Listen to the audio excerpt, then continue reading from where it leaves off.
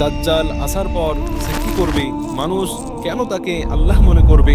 Just realise করুন, আপনি ক্ষুধার্ত, আপনার সন্তান কান্না করেছে, আর একজন এসে বলছে আমার কথা মানো, আমি খাবার দেব, আপনি সেই মুহূর্তে কি করবেন?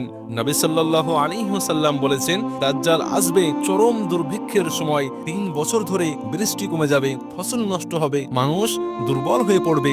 ঠিক তখনই দাজ্জাল হাজির। সে বলবে আই অ্যাম ইউর রব, আমি তোমাদের খোদা।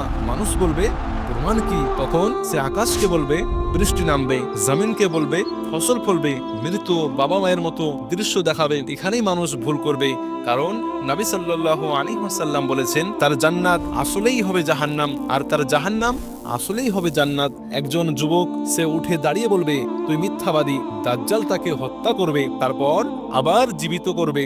তবুও সেই যুবক বলবে এখন আমি আরো নিশ্চিত তুই দাজ্জাল। এই যুবক হবে জান্নাতের সবচেয়ে উঁচু শহীদদের একজন। দাজ্জাল তখন অপ্রতিরোধ্য, কেউ তাকে থামাতে পারছে না। কিন্তু হঠাৎ আকাশ খুলে যাবে, একজন নামবেন যাকে দেখেই দাজ্জাল বলতে শুরু করবে। কে তিনি, কোথায় হবে শেষ? পরের ভিডিওতে এই নিয়ে আলোচনা হবে। ততক্ষণ আপনি চ্যানেলটি সাবস্ক্রাইব করে দিন।